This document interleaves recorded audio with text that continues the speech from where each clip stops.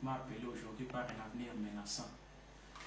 Nous sommes victimes d'un passé colonial actuellement appelé par un avenir menaçant. J'ai toujours demandé et dit à nos compatriotes que nous sommes en train d'ignorer le vrai sens de notre hymne national debout congolais. Notre hymne nous révèle tant de choses que nous pouvons faire des analyses en tant que témoin de notre itinéraire, comment on peut orienter les choix présents. Trop, c'est trop. Moi, je n'appartiens pas à aucun parti politique, mais en tant que Congolais, je suis concerné. Et nous devrons demander, interpeller à toutes les filles et fils du pays, partout où ils seront, de se soutenir main dans la main, afin de pouvoir déjouer notre adversaire qui est si méchant qu'on ne peut jamais le savoir. Et puis à la communauté internationale. Et la communauté internationale, nous devons, je leur demande tout simplement au respect de certains instruments internationaux relatifs aux droits civiques et politiques et au respect du principe sacro-saint du droit international qui stipule la souveraineté de l'État, l'intangibilité des frontières et le respect de l'être humain. Et nous sommes appelés à vivre égaux sans tenir compte de la race, du sexe ou de machin. Avec votre permission, nous allons revenir un peu sur cette histoire de services secrets allemands qui vous ont visité le passé. Mais comment ils ont su votre adresse? Qui leur a informé sur vous? Je ne l'ai jamais su jusqu'aujourd'hui. Mais nous savons pertinemment que quand nous venons ici, et surtout là où nous allons faire nos interviews en matière de déposition d'asile, vous ne pouvez pas soupçonner que ça peut venir de là, parce que là, je crois que vous avez aussi exposé votre cas. Bon, si je me rappelle seulement que dès que j'étais à Francfort, parce que moi j'ai demandé mon asile en provenance de l'île du Cap-Vert, là où je venais de faire effectuer 7 mois, et c'est de là, après mon interview, parce que j'ai passé au moins 4 jours d'interview, la femme me dira que j'ai bien exposé, j'ai passé bien l'interview et il est en train de compatir avec les orphelins et les opprimés congolais. Alors ma situation il va mener ma situation au niveau de la sécurité de l'État allemand. Alors là, je pense que c'est par l'entremise de cette dame-là qui vous a passé l'interview que les gens du service secret sont entrés en possession de vos données. Mais quand vous êtes vu avec les gens du service secret qui sont venus vous chercher, vous n'avez pas posé la question de savoir d'où ils viennent, comment ils ont su votre adresse. J'ai posé la question et insisté. Et qu'est-ce qu'ils ont dit? Ils ont dit que c'est à travers leur recherche tout simplement. Beaucoup pour... J'ai eu maintes fois rencontre avec le service secret allemand qui ont voulu savoir concrètement les activités et la force de Joseph Kabila et de Jean-Pierre Bemba. Je pense que j'ai essayé quand même de répondre à ces derniers ce qui était à ma portée.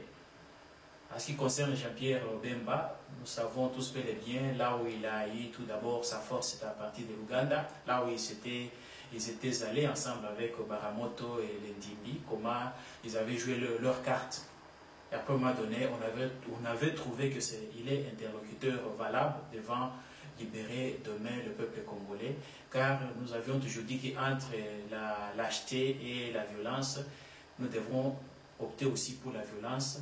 Et vu l'acte aussi de la conférence coloniale, conférence souveraine, nous avons vu qu'il y a un passage qui opte pour l'option militaire. Et par là, c'était un acte d'humanité, de compassion de sa part. Et c'était ça ma réponse. Et à ce qui concerne M. Joseph, Je pense que j'ai déjà fait toute une litanie là-dessus. Tout le monde sait tout d'abord les origines de M. Joseph. Tout le monde sait là où il tire sa force. Tout le monde sait comment il est arrivé à assassiner son père adoptif, M. Laurent Désiré Kabila. Alors, avec la bénédiction du Rwanda, ses deux oncles, James Kabarebe, notre ancien chef d'état-major général à l'intérim, et Kagame. Et comme une parenthèse, James Kabarebe est venu me trouver à l'époque, dès qu'ils étaient en plein préparatif, avant d'abattre M. Kabila, moi j'étais à Guémena, nous étions en train de poser une résistance à l'époque, il est venu nous trouver là-bas et il nous a donné certaines injonctions et nous avions accepté, mais dès que nous sommes retournés à Kinshasa, Sikatende me dira que non, tu ne vas pas partir à Goma, tu vas rester avec nous ici à la demi-heure où tu rentres encore en Bandaka parce que tu fais du bon boulot là-bas. Je pense que nous avions arrêté M. Ondekane et dernièrement il fut chef d'état-major général, ministre de la Défense. Alors, c'est moi qui ai fait arrêter Ondekane à la demi-heure, puis je lui ai saisi même son pistolet, et j'ai le pistolet d'Ondekane jusqu'à aujourd'hui, je l'ai enterré chez moi au pays. Dès que je serai de retour, j'aurai à récupérer cette arme. Demande à Ondekane, il est là, c'est marionnette de Kagame, il est général actuellement au Congo. Comment avec ce genre de personnes, Congo peut s'en sortir de mais c'est pourquoi j'ai lancé une sonnette d'alarme partout ici, qu'ils puissent au moins faire du recul, qu'ils réfléchissent vers un destin commun de peuple libre à jamais, afin de pouvoir libérer le peuple congolais. Trop, c'est trop. Bon, quant à la question posée, qui était le vrai interlocuteur valable du peuple congolais, je pense que la question est claire. Comme chaque fois, j'ai toujours dit qu'entre la violence et la lâcheté, nous devons choisir la violence pour libérer notre pays. La seule personne que nous avions toujours eu beaucoup d'estime actuellement, c'était Tshisekedi, mais il est sans armes. Alors nous avions tous, nous nous sommes tous ralliés derrière Jean-Pierre Bemba afin de pouvoir libérer notre pays. Après, au sujet de Toumbalou Bangou, actuellement devant la justice, la Cour pénale internationale, la réponse était simple. Toumbalou Bangou a toujours bénéficié de sa force auprès de Joseph Kagame. Et j'ai toujours qualifié la présence de Toumbalou Bangou comme étant un mercenariat classique qui n'a rien à voir avec l'intérêt du peuple congolais. C'est un groupe d'hommes qui s'était organisé pour. Et Toumbalou Bangou, il m'avait posé de savoir l'organisation, la force et combien de milices qui se trouvent là sur place chez nous, dans notre pays. Alors je leur avais répondu qu'il y a plusieurs forces du côté rwandais que du côté congolais. Mais plusieurs milices sont soutenues par Kagame et Joseph. Et c'est ce qui fait la disparition du peuple congolais aujourd'hui. Cette fois-ci, je demande à tous mes compatriotes congolais, partout où ils seront, d'être prudents parce que notre ennemi exploite notre naïveté.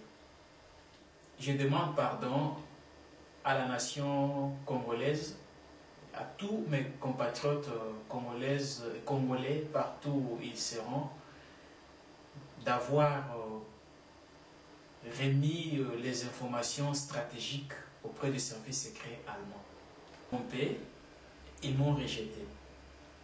Aujourd'hui, ils sont au Congo avec toutes les informations que je les ai livrées, tout le plan détaillé des forces armées.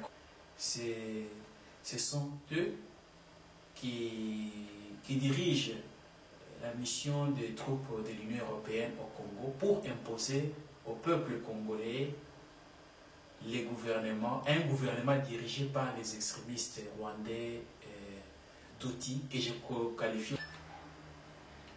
Permettez-moi de me répéter, enfin pour conclure, depuis, vous savez tous bel et bien que Congo, depuis le départ de M. Mobutu, le Congo n'a jamais été dirigé par les Congolais, seulement par les extrémistes rwandais d'outils. Tous les massacres perpétrés au Congo, tous les crimes perpétrés au Congo sont l'œuvre